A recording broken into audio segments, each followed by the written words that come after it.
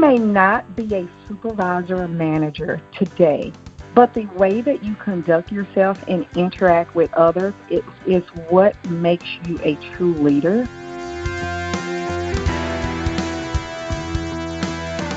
Hello, everyone. Welcome to Life and Accounting. We are a podcast production of WhereAccountants.com. I'm Mark Goldman, a CPA, and your host for this podcast. Well, in this episode, we're going to delve into an area that we haven't touched on at all, actually, as well as a few that we have, although not quite really in the same way. We had Bridget Kaigler in Louisiana join us for this episode. Bridget's professional accounting background is primarily in the tax area with a heavy emphasis on SALT, or state and local tax. However, as with many professionals that have achieved success in their fields, she looks to give back to the community and the profession as well. So we're going to get into a couple other topics on this show also, namely some of the issues that non-traditional students face because she was one, plus how to develop your leadership skills because that's a passion of Bridget's as well. She has a separate entity formed specifically to help leaders grow. It's called Bringing Leadership Back. This is a really intriguing conversation. I hope you enjoy it as much as I did recording it. One quick note, we did have a few issues with the connection, and so please bear with us. The first 3 to 4 minutes have a few issues where the sound's cutting out a little bit, but it was really hard to cut that part because honestly there's a lot of value in there as well. However, I promise if you make it through those first 3 to 4 minutes or so, it all clears up and you're really going to enjoy this program. So please stick with us. If you do find value in this episode for yourself, please make sure you visit us online as well. You can find us at www.whereaccountantsgo.com. We have all kinds of career-focused materials for accounting professionals there at Where Accountants Go. Once again, you can find it at whereaccountantsgo.com. Well, with that, let's go ahead and get started. Here's Bridget Kaigler. Well, hello, Bridget. Welcome to the show. Hi, thanks for having me. Of course, no problem. Well, for the audience, we have Bridget Kaigler on the phone with us today. And Bridget is actually only the third guest, I believe, that we've had in Louisiana so far. And she's got a great story for us. We haven't touched much on state and local tax as a career field, and we've only really talked a little bit about the experience of non-traditional students, and both of these are a part of Bridget's story. Plus, what actually got my attention in the first place is that Bridget's doing some work in the leadership field as well. And so we've got a lot of content to discuss in this interview. It's going to be a really fun discussion. Well, Bridget, I really do want to get into all the things that you've got going on today, and I know that's a lot, but I think we'd be missing, some of the important parts of your story if we didn't start at the beginning. What initially led you to think about accounting as a, possible career choice in the first place? Well, my journey to becoming a CPA really started with some humble beginnings, and I encountered several hardships along a non-traditional path, as you stated. I was raised by my maternal grandparents, and they took a newborn in when they were in their 50s. My grandparents were my earliest role models, and they instilled values and morals in me just to carry me through life and just to encourage me to pursue my dream.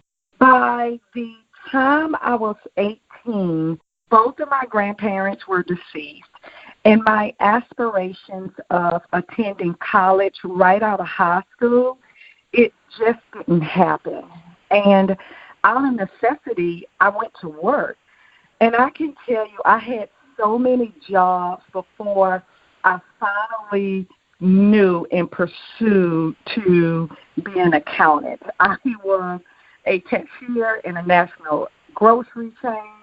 I was a telemarketer. I worked various temp jobs, just trying to make ends meet. And I can tell you, just from being raised by my grandparents, that adjustment wasn't easy because we always talked about going to college right out the house, and that just did not happen. But I think that what carried me, although I took a non-traditional path to where I am today to become a CPA, is the teachings from my grandparents, and that really pushed me forward to pursue my dreams. I married at the age of 21, and that marriage was very short-lived. But during that marriage, we did have a son, which is definitely one of my greatest gifts that I think that I can ever have. When Shamar, which is my son, when he was 18 months old, I found myself as a single mother, and it was really hard. I was struggling to make ends meet. I was getting evictions and disconnect notices. And the income that I was just making from those various jobs, it just wasn't sufficient enough to raise a child. And because I had really no college education and a limited skill set, my options were limited. So I knew pursuing an education would be the catalyst to solving most of my problems. But this is what my dilemma was. How could I be a full-time employee? How could I be a full-time student and be a full-time mother? And I can tell you, I struggled with that, just trying to find what would be the path for me to allow me to do all three really, really well. I spoke with some individuals about it to get their input. Some were very encouraging. Some was like, Bridget, you can do this. But, of course, I had some of those others that said, you know what, it would never work. Well, I wanted the best for my son, so I ignored the negative comments. And with help from a friend, I really started pursuing my options. So here I was at the age of 23. I was a full-time student attending college courses in the evenings. So what worked for me is I still worked full-time. I was attending college courses in the evenings. When I wasn't in school, I was studying. And any other free time I had, then I was definitely trying to be just the best mother that I could be. And I can tell you, it was really hard. It took a lot of time management. It was a lot of juggling around. But after 3.5 years of walking into a college classroom at night, scared as I don't know what, I obtained my Bachelor's of Accounting degree. And at some point during my studies, I think it was maybe the second or third year in accounting, I can tell you I just had a single focus, and now I look back on it, and I was so simple-minded. My goal was I need an accounting degree because I think that if I have this accounting degree that I will be able to, number one, get a job that was paying more than what I was making, but I would be able to sustain a job. So these layoffs and things like that, not that it could never happen to me, but at least I had a greater chance that I may be retained because I did have a college degree. And if I was subject to a layoff, it would not take me that long to find other employment. Well, I think around like the second or third year in my studies, one of my professors came to me and he said, have you thought about pursuing your CPA license? And of course, my answer was no. No, not at all. Like, I'm struggling trying to get this accounting degree. Like, no, I have not thought about that at all. Well, he said, I think that you would be very good at it, and I think that you should look into it. So that was really the first seed that someone put in my mind.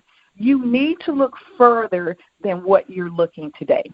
So at some point during my busy time, I start doing some research on CPAs. I start looking at the requirements. And after I graduated from undergrad, 1 or 2 months later, I was enrolled in school again, obtaining my MBA so I can secure the 150 credits to take the CPA exam. And from there, my education really started paying off right away. Once when I got the bachelor's degree, I was able to get a job making probably 50% more than what I was making, which I was so excited about. I was so excited about that. I was able to get a job right away, working for a family-owned business. So life for me as a single mother, and at this point an aspiring CPA, life was getting really, really good. At least better than what my life was before, and my future potential just seemed unlimited. So fast forward from there, I started studying for the CPA exam. I can tell you studying for the CPA exam was difficult with having a new job and with being a single parent. I was still working full time, but time management was key. I was very creative in how I used my extra time. I can remember being in my office and playing a CD that was really the CPA study materials over and over and over again, at least trying to retain the knowledge that I could. When I would come home, I would study 20 or 30 hours a week after my son was fed and he was put to sleep. And after a few years or 1 or 2 years, I ended up passing that CPA exam and I obtained my CPA license. Wow. I have to ask, because I was doing the math here a little bit. You had your child at 21. You went to school at 23. Grandparents had passed on.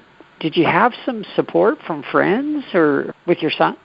Most of my support actually came from my friends. I do have 2 older brothers, so they definitely helped me as much as they could. But my support, I had a great network of friends where we were barter services, and those services were babysitting services. Okay. So we would barter services where if I wasn't busy, I would keep their kids and definitely, they would keep my son. But I can tell you a lot of the support came from the individuals that saw what I was doing. So we were not necessarily friends. It was individuals that were in my network. So I was so amazed, whereas someone I was working with would give me a piece of advice. I was still in contact with some of my professors. They would check in on me, and they would ask, well, what do you need? I can remember paying for the CPA exam or the CPA study materials, that is, and looking at the cost of the CPA study materials. And even though I got this huge pay increase, you have to remember, for the longest time for me, there was more month than money. So I was always running out of money when I wasn't working in the accounting field. So even when I got this pay raise, I had a lot of catching up to do. So I was still being very careful with my coins, and every single penny mattered. So for my study materials, I could not purchase all of my study materials at once. So what I would do is I would sign up to take a test, and then I go buy the study materials. Because I could, looking at paying thousands of dollars for study materials versus a few $100s, it was more doable for me. In addition, I had to pay the cost for that exam. So I can tell you, some people would give me financial help to say, here is something just to go pay for your next bulk of study materials. The encouragement that I would receive from so many people actually carried me to the next test. It carried me to whatever goal that I was pursuing. So my support system was absolutely amazing. And it's still amazing today with my endeavors that I'm pursuing now. Okay. I just had to ask because I was thinking, man, you were busy. You were yes. busy. Wow. So how did you get into the state and local tax area out of school? Let's explore that, because you worked in it, I think you told me 10 years, or maybe it was just that one company 10 years. I'm not sure. How did you get into the SALT area? Well, I can tell you, me landing in SALT was completely by accident. And I can remember being an undergrad, and I can remember studying governmental accounting and taxes. And I leaned over to my friend, and I said, I never want to do governmental accounting, and I never want to do tax. Of all of the things I was going to pursue, it was not going to be those 2 things. Well, I ended up landing that job at the family-owned business, and I loved that job. I received so much experience. I was hired as an accounting manager, and being there to get the experience working with AP, AR, doing other things, it was absolutely great just from a career standpoint. But I was there maybe a year and a half, and I received a text from a friend. And it's interesting that they had text back then. But I received a text from a friend. My friend had just started working at this global manufacturing company. And this company was centralizing their state and local tax functions. So before, each plant was responsible for doing their own sales and use tax returns, property tax returns, and pursuing any incentives. So new leadership came in, and leadership said, you know what, this really needs to be a corporate function, and we need to build this state and local tax department. So they were asking the employees, do you know anyone? Well, my friend said, well, I may know someone. So my friend sends me this text, and the text said something along the lines, we're centralizing our state and local tax functions. There is a job available for a tax accountant. Would you be interested? My first response was no, because I never wanted to do government or accounting, and I never wanted to do tax. So then her response was, well, I already told them about you, and I had your resume from before, so I gave them your resume. Can you please just come to this interview and just, because I don't want to be embarrassed. Oh, my gosh. So she had already told them about me, so I'm like, okay, I'll come. And I remember telling her, they're not going to hire me anyway because I have no experience in tax whatsoever. And the only thing I knew about sales tax was me going to pay sales tax at the store. Like, I knew nothing about tax at all. So I go to this interview. The interview was 4 to 5 hours long. Ooh. And I met with 4 to 5 individual people from their leadership team. So someone came in, they had a number of questions that they had to ask me. And I remember everyone asking me, do you have any state and local tax experience? No, I do not. I was brutally honest, with no experience at all. Well, the last person that came in that I was interviewing with, he had his paper, so I guess he had a series of questions to ask me as well. And I remember him walking in. We done brief introductions. And he said, I have these list of questions that I'm supposed to ask you, but I'm not going to ask you these questions. This is what I can tell about you by looking at your resume. I can tell that you work full-time while attending college at night. He said, if you were willing to do that for your life, I know what you're willing to do for this company. I will take a chance on you. I will hire you, and I will teach you everything that you need to know about state and local tax. 2 days later, I received a call from the VP of Tax, and he said, we know that you do not have any experience in state and local tax, but we are willing to invest in you and train you, and we want to know if you would be interested in working with our company. And from there, they convinced me. I said yes. I started as a tax accountant, and when I left 11 years later, I was leading the U.S. functions in state and local taxation. Wow. What a tremendous opportunity. Yes. They turned the challenge that you had earlier in life into an opportunity, a career-building opportunity. Wow, that is beautiful. And not only an opportunity, so this is what I figured out about that experience, and also just some other things that I experienced as well, is something different may turn out to be something great. And this was different for me. I was so opposed to not doing it. But someone else saw something in me at that time that I did not. And it turned out to be absolutely great. I love the state and local tax profession. I'm actually on a national tax board, which is Institute for Professionals in Taxation, where we train individuals in state and local tax, property tax, and incentives. So I did not stop there. So I went from not wanting to do anything in a state and local tax field to not only pursuing that in my career, but also doing other things outside of that to pay it forward to help other individuals that want to enter the state and local tax field.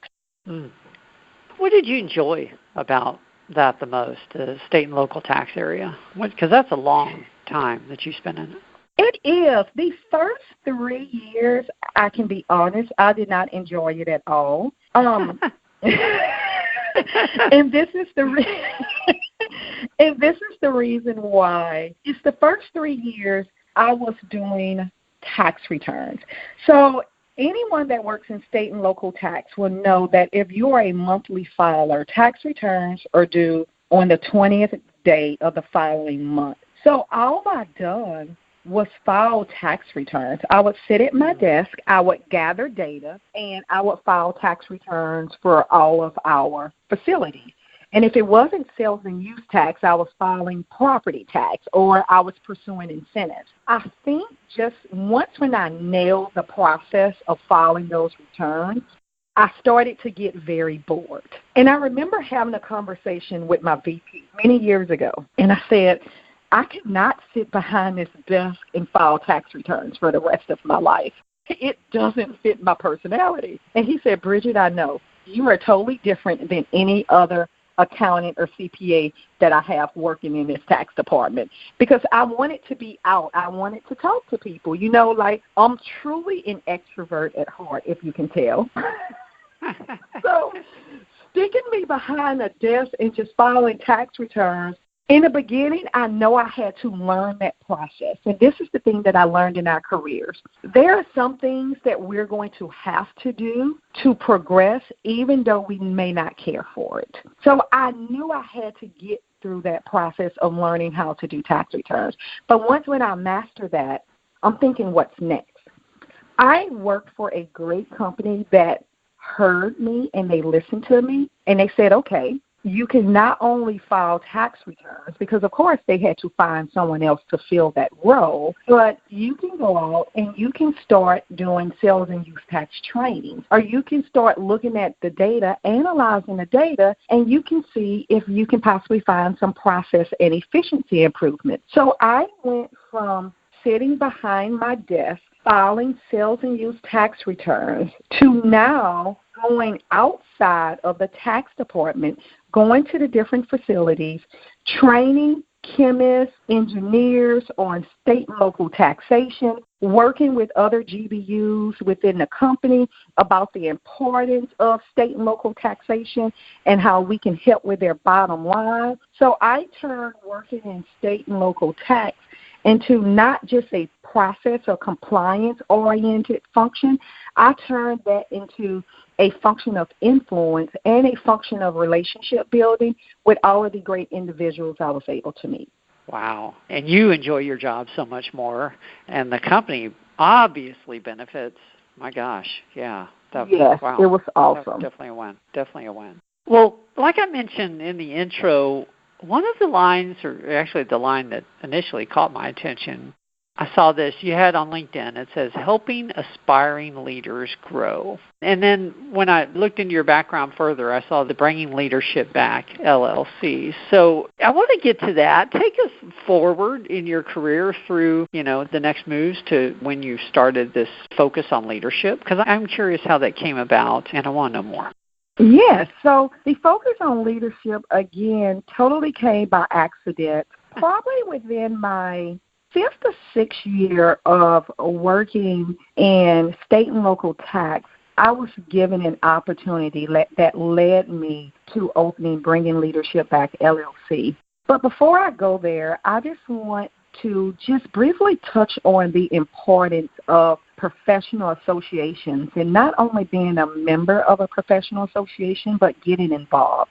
Once when I passed the CPA exam and I became licensed, I immediately started looking into opportunities to serve on my state CPA society. And for me, that's Society of Louisiana CPAs. And LCPA actually has a SALT committee. So I registered to be involved in a SALT committee, and I was accepted to do that. And when I was accepted to do that, remember, I knew nothing. This is my first year as in state and local tax. I knew absolutely nothing. And all of the individuals on that committee, they were seasoned professionals. There was a mix of, definitely all of them were CPAs, but some of them were attorneys as well. They had been working in this field for like 10, 15, 20, 30 years. They knew so much more than me because I knew nothing. So once when I started talking with them and telling them that I just accepted this job in state and local tax and I didn't know anything, From a mentoring standpoint, they helped me so much. And I remember someone telling me, we're going to teach you what you need to know. So I started as a committee member in year one. And I would think by maybe the 6th or 7th year in my career, I was the chair of a state and local tax committee. So within that time frame, not only was I getting experience from working in my role, from on-the-job training, I was involved in LCPA, working on a state and local tax committee, and this not only helped me in my role, but it also helped me to see the big picture and how state and local tax affects so many taxpayers and other functions. So I was chairing a state and local tax committee, and someone from LCPA contacted me. Her name is Ann, and she is still one of my greatest supporters today. She contacted me, and she said, Bridget, we think that it would be great if you would write an article on leadership because your perspective on leadership is very practical, and we think that our members can learn so much more from you. And I said, really? Because remember, like really? I'm like, you do know I'm a CPA and I do tax, right? It's kind of one of those things. And she said, yes. So I was like, okay, because one thing about me is that I love a challenge. I was like, sure. So what I would do is that when I would come home at night, I would really just read things on tax. I mean, I would try to do research on my own just to help me in my profession and also to help me from a career standpoint. Because this is what I learned is that it's only so much that your employee or your employer can do for you. You have to manage your own career. So I was managing my own career, and I said, okay, I know that I'm getting all of this training at my workplace. I'm getting training from being involved in professional associations, but I'm going to take that one step further, and I'm also going to make sure that I invest in myself to learn everything that I need to know about state and local tax. So I just looked at it where instead of reading books on Nexus, then I'm just going to write this article. So I wrote this article, and the name of that article was Bringing Leadership Back to Help Aspiring Leaders Grow. And the article was published May 2015. The response that I received from that article from individuals that I did not know that was emailing me, it was overwhelming. And I never thought that I would receive that response. And from there, I was speaking with a friend, and I remember a friend telling me, others need you. They need to be able to see a visible role model. They need your practical advice to leadership, but also they need to see how they can win. So July 2015, Bringing Leadership Back was made legal, which means that I put an LLC behind it. And from there, I opened the business. Individuals were started asking me to speak. And even with the speaking, I had been speaking years before, mostly on tax topics. So now I just transitioned my focus to speaking more on leadership. I was still speaking on tax as well, and opportunity just started to come. So Bringing Leadership Back, the mission is to help aspiring leaders grow. And my companies help individuals on leadership and team development, career strategy. So I am called to do speaking engagements for different companies and organizations. I am a freelance writer on a topic of leadership and other related topics. And also I do personal coaching for individuals as well. Wow. You do have a lot on your plate. A lot of fun. Yes, all fun things. What's your long-range goal? I don't even know if that's a fair question, honestly. I mean, I know this is still relatively new, but, I mean, what's your long-term vision for Bringing Leadership Back? Have you been able to think about that? I have, and as the opportunities come, of course, that may change, but this is what I do know. Career Builder done a study maybe a year or so ago, and they asked managers a number of questions. And one of the stats that came out of that research study is 58% of managers did not receive any management training when they were given the opportunity to become a supervisor or manager. They were promoted based upon what they were good at, which means their role, not necessarily that they were good at making people better. So my focus with bringing leadership back is aspiring leaders.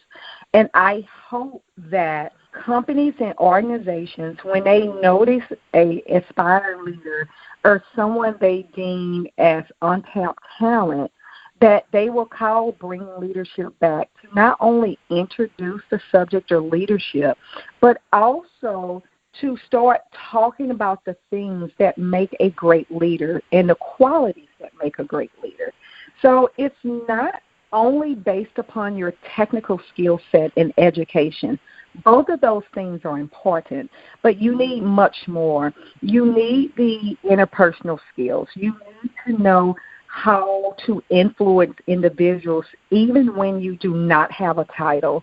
You need to know how to build relationships with other individuals, because that's what makes you a great manager, is that not only do you have this technical skill set, but you're also able to rely on your personal connections and network. Even if you have a question or even if you need some individuals, they can help you, because we cannot get anywhere on our own.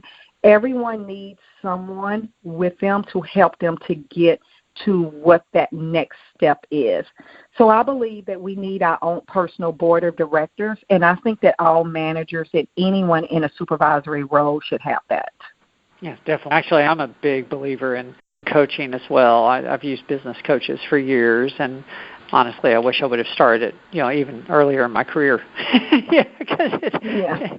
There are a lot of things I probably wish I should have done too, but it worked out. But, you always think, well, what would have happened if I would have started earlier, right? I think, well, what would have happened if I would have attended college, or if I would have attended college right after high school? There's definitely some plus and some minuses with that, but I think that my non-traditional path was best for me, because if I would have attended college right after high school, I would not have been as focused as I was when I started college at 23. I don't know if I would have had those individuals to speak life into me at that time, or they could see something in me so much more. One thing with having a non-traditional path and also having some struggles along the way, it makes you stronger. So when obstacles come our way, and they will, I think that we are better equipped to deal with them. Definitely. Yeah, it was a whole lot more serious for you at 23. Yes, definitely so. Well, before we move on to the final questions, because I do end every podcast with the same 3 questions, it gives us a lot of consistency. Given that a large part of our audience is relatively earlier in their career, they're either, some really just deciding on accounting as a major in college, but then many in the, first 1, 2, 3 years of their careers. Is there anything else you think that particular demographic should know or needs to know about leadership development isn't obvious to them at that point? Sure. My first piece of advice is you may not be a supervisor or manager today, but the way that you conduct yourself and interact with others is what makes you a true leader. A true leader will lead without a title. So what your title is today, it doesn't matter. You lead anyway. My second piece of advice is you may be the first example of leadership to someone. That can be your peers that you are working with. That can be your family.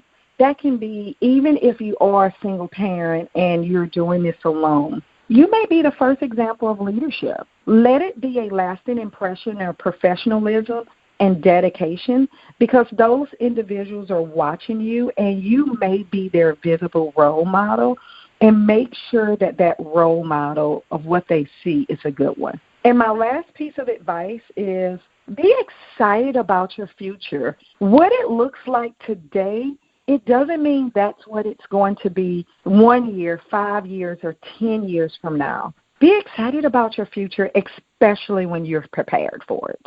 Wow. I'm going to be very self-conscious about everything I do today now because you never know the individual that you're that you're working with. with. And I can tell you, you're correct. You made an excellent statement. You never know.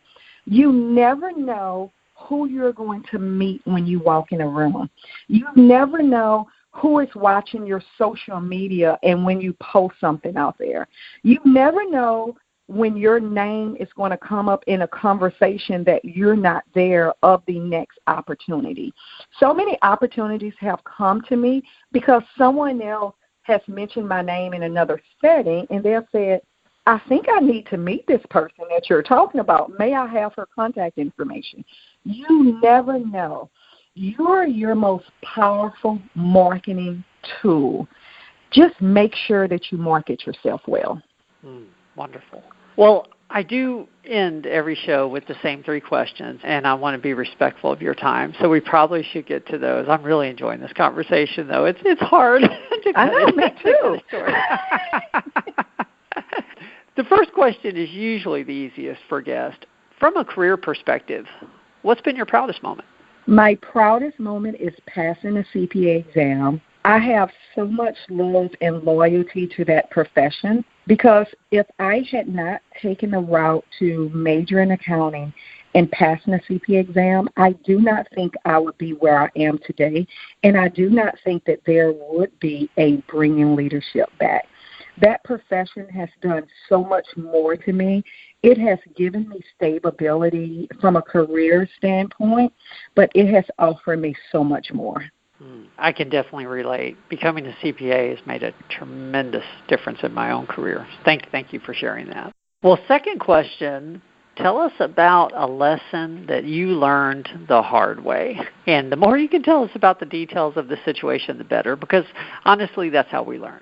So one of the lessons that I think that I learned the hard way is because of the struggles and my challenges that I had, at some point you do not feel as confident. And I think that time between my grandparents dying and me not pursuing my dreams at that time, it was a struggle, not because it definitely was a struggle financially, but I was also struggling with some other things as well. I was struggling with, my confidence. I was struggling with, other people are so much more ahead than I am because I did not do the things that I should have done. But this is what I learned from that, is that the non-traditional way works as well. You may just have to work a little harder. So the non-traditional way worked for me, but I did have to work a lot more. But it also had some great benefits as well. So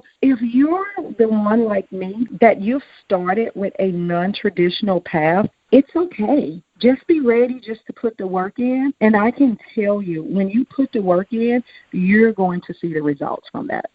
Thank you for sharing that, because when we're going through times like that in life, it's very easy to think that we're alone, we're the only person that this has ever happened to, no one understands, and really there are other individuals that have made it through sometimes the exact same thing that we're going through. Exactly. Thank you. That's very generous to be so open about that.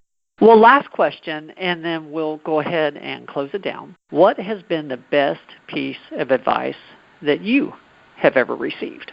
I can remember years ago, one of the CPAs, who's definitely a good friend today, we were talking, and I think that I was maybe telling him something about what I was going through from a career standpoint. And he made this statement, and it still resonates with me today. He said, the harder you work, the luckier you get. So meaning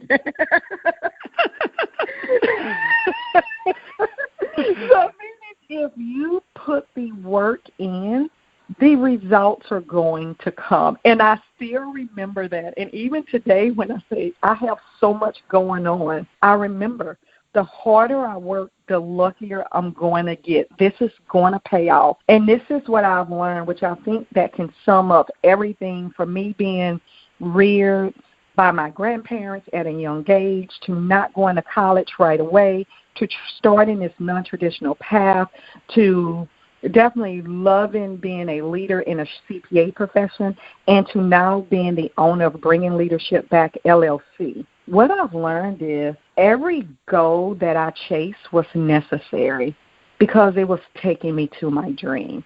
So being a CPA and working in this leadership space, I am definitely where I want to be, but I know that there's more things to come from me as well to help others. Wonderful. I usually try to be quiet, make sure the guest has an opportunity to get that best piece of advice out at the end of the podcast, but that was just so beautiful and so true. I'm sorry, I couldn't hold back. The harder I work, the luckier I get. Oh, my God. Yeah. Yeah, true. Yes, it is. Yes, it is.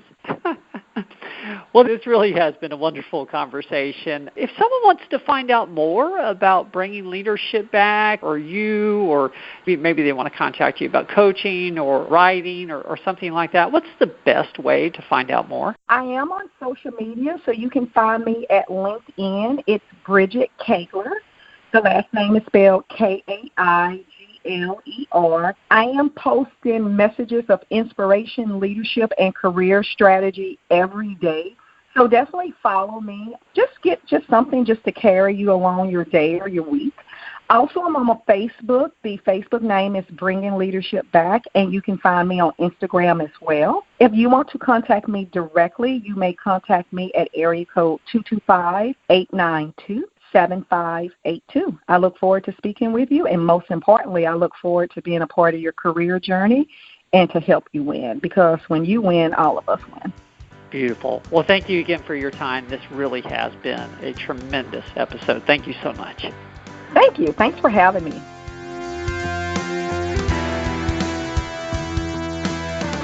Well, that was our interview with Bridget Kaigler, and I know everyone gets a little something different out of each interview, but for me personally, a couple of the takeaways were, number one, just how passionate Bridget is about developing leaders.